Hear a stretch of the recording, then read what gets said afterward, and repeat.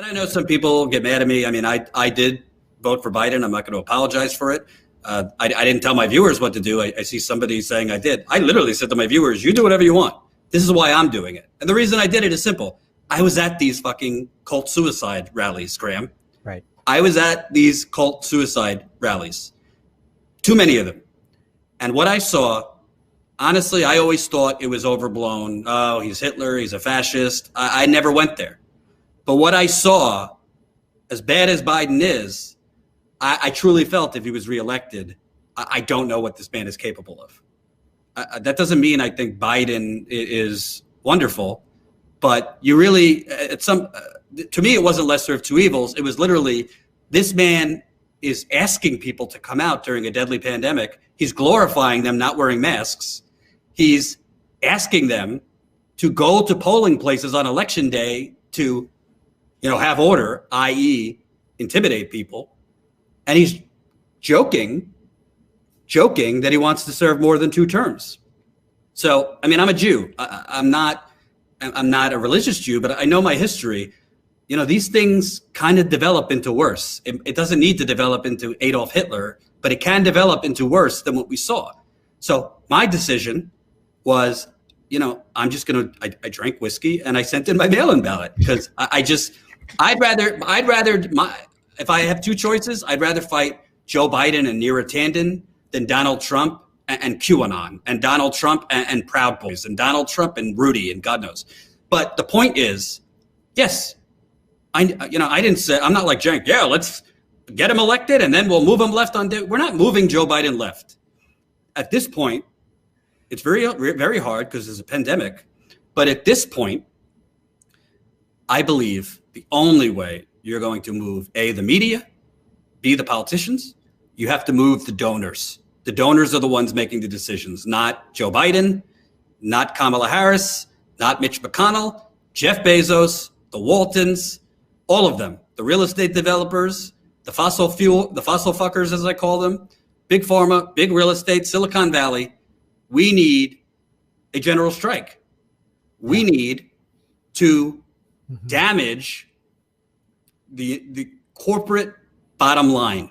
That means a massive collective action in America to stop using companies like Amazon, to stop using corporate banking, to stop, if you have the means, stop fast food. Obviously, a lot of poor people can only afford that.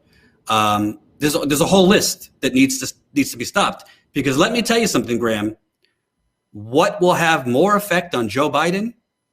You could have thousands of people outside of the White House. But if you have Jeff Bezos call him, if you have the Waltons call him, if you have name your oil executive, name your defense contractor, name your whomever, you'll see change in this country extremely quick. Because these people, they don't see red, they don't see blue, they see green. And we talked about this, I think, last time. Great example. The owner of the Washington football team. Yep. Right? Yep. He said, over my dead body, I'm not changing the name. He said that for 15 years. Right. And there was a pressure campaign. It got pressure campaign, not on him, on FedEx and the sponsors. And the sponsors, FedEx, felt the heat. They saw, oh shit, this is going to hurt us. They went to him. If you don't change the name, we're pulling out. It's called FedEx Field. If you don't change the name, we're pulling out. Change the name. That's how change happens. I'm not saying let's not focus on electoral politics, but you're not getting anywhere. You're not getting anywhere without. And by the way, they're going to gaslight you. Biden, I don't think Biden's going to run for a second term if he even makes it that far. They're going to gaslight you. They're going to say, no, now's not the time for this progressive primaries and progressive change. Trump is still possibly a threat to run again. We're still in the middle of coronavirus. They're gonna just pummel any primary challenges to corporate Democrats. They are not going to do universal basic income. They are not going to do Medicare for all. They're going to give you the narrative. Yeah, no, we can't do big things right now. Let's just focus on normalizing things. Let's just get back to brunch. So to me, whether it's Flint or anything else, I know people are dejected. I'm very dejected. I know people feel, what's the point? Well, if we're gonna, that's where they want you. Mentally, that's where they want you, because that's when people give up. That's why half the country doesn't vote.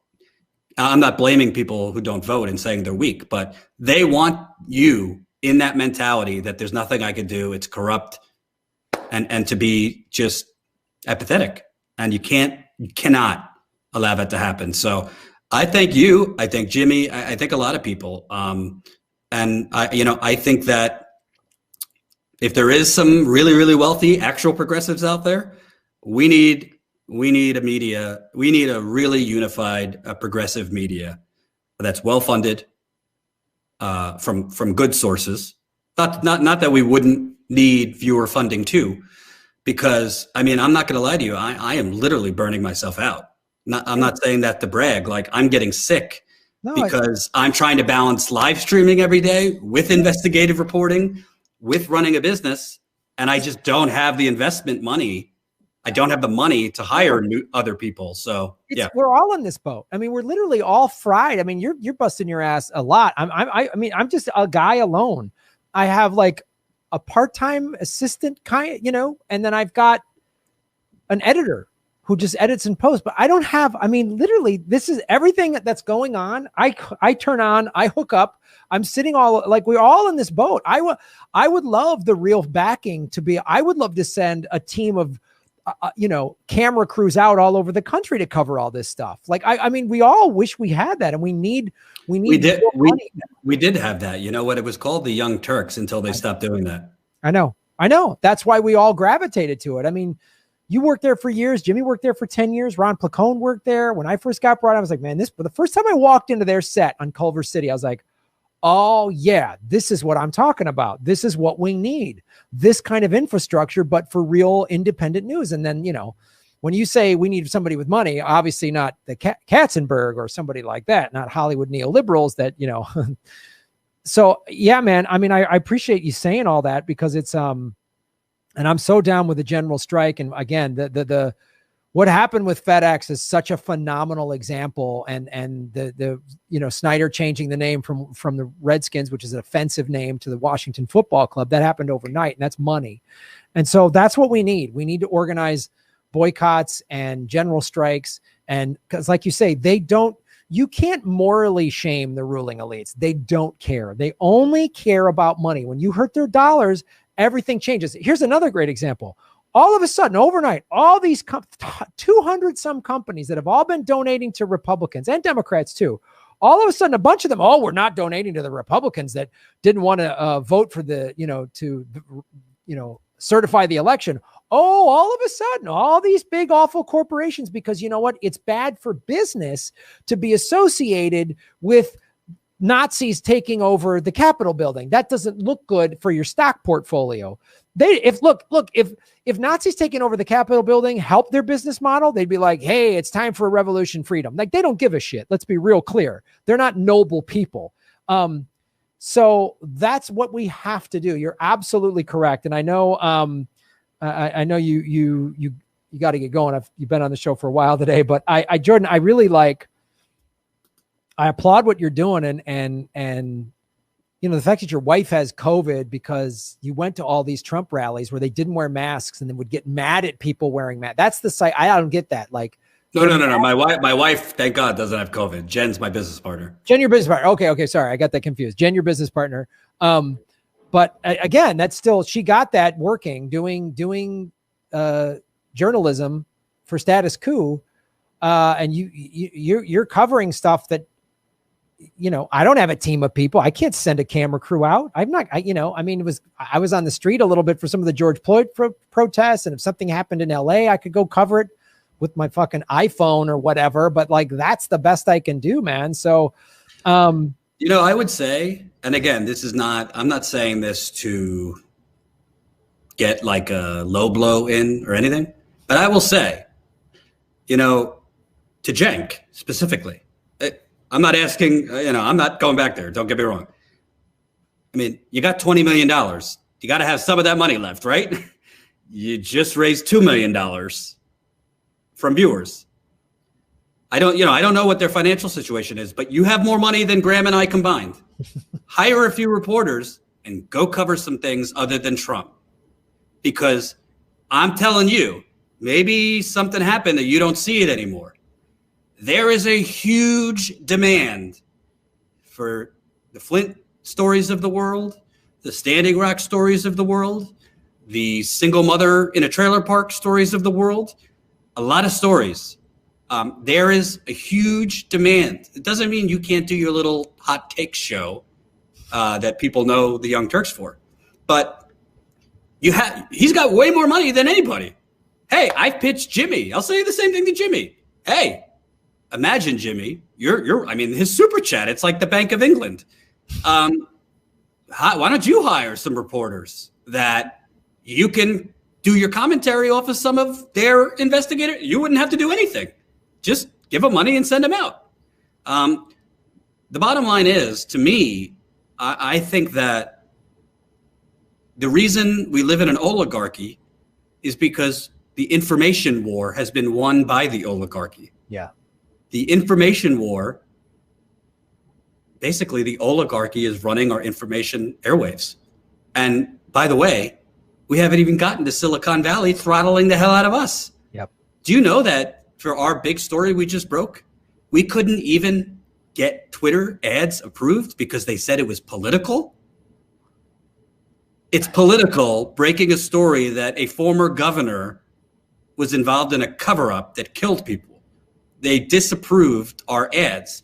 We were trying to literally give Twitter money, pay Twitter money to buy ads to boost the tweets, just like you could do for Facebook.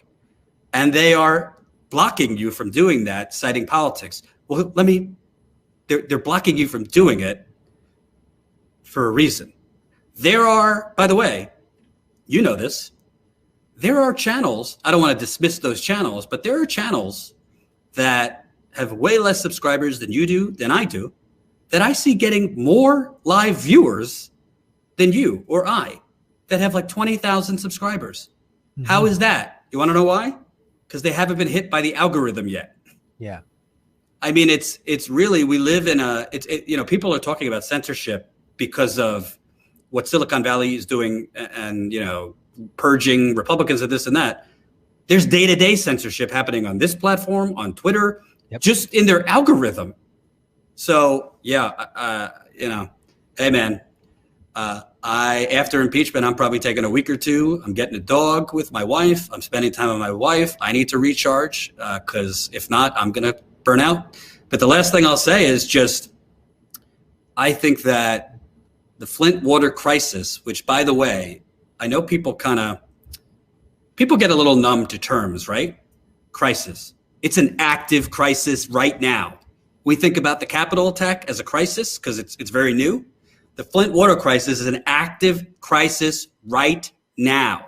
People are dying in Flint right now, not because just of COVID, but because of heavy metal lead poisoning, bacterial poisoning, and frack. They just found out, it went out in the news the other day, Graham, that they were dumping fracking waste in the Flint River while they were drinking that water. So people are dying right now in Flint. People in Flint are dying of kidney failure. They are dying of thyroid cancers. They are dying of, they are slowly deteriorating with Parkinson's, epilepsy. These are young people, 30s, 40s, 50s. They don't have Medicare for all in Flint. You know who does? Libby, Montana, 96% white. They had an asbestos outbreak about a decade or so ago. 96% white. A couple hundred people died. It was rammed into Obamacare that the people of Libby, Montana would get essentially Medicare for all. And they deserve it. I don't care if you're white or black. They should have. People of Flint, 52% black. They get a nice misdemeanor charge for the governor, some filters for their water, and have a good life. If you want to live in that country, go ahead. I'm not going to live in that country. I'm going to continue fighting to expose it. And I thank you, Graham, because honestly, let's just call it what it is. There's even people in our sandbox, progressive media, that, they're spending all fucking day in these Twitter wars. I can't get them to retweet this. Mm-hmm. I'm not asking you to I'm not trying to get this story retweeted for my fame, my ego. The only way you even shame the media into doing write-ups is to get major traction on things. So, and by the way, 800 people watching, do me a favor. Tweet Michael Moore. For some reason, Michael Moore can tweet a whole lot of things about himself, but not other people's stories. Tweet at Michael Moore, because if Michael Moore tweets this, it becomes national. If Michael Moore rants, it becomes national. At Flint. And by the way, I like Michael Moore. I'm not like attacking him. Maybe he didn't see it. Maybe he's focused on other things. Who knows? But people need help, not just with coronavirus. People need help. And they're not going to get help if the media keeps covering up what's happening. Shame on the Detroit Free Press. Shame on the Detroit News. Shame on Rachel Maddow, by the way, who showed up in Flint for a town hall, got all this fame, and then dropped them dead.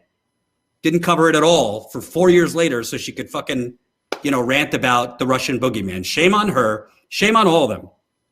And, props to you and others who have elevated this story.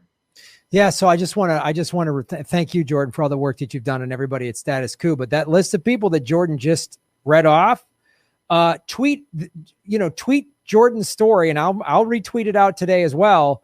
To all those people, Rachel Maddow, the Detroit Free Press, make some noise, especially if you live in Michigan. Like, you have a little power if you live in Michigan to go, I want this fully prosecuted. How come he got a misdemeanor?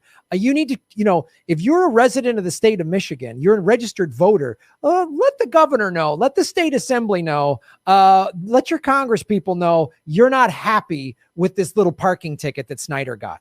Let them know. The only power you have is to vote them out of office. I'm telling you, the Tea Party did it the right way. I don't agree with so much of the Tea Party, but the way they pressured the Republicans, they didn't go after Democrats. They told the Republican Party, we're walking if we don't get what we want. We try to do it with progressives. It's like, well, wait, now's not the time. Hold on. I'm busy eating applesauce. I'm fucking so stupid. I can't fight for anything. You're using mean words. Like, oh God.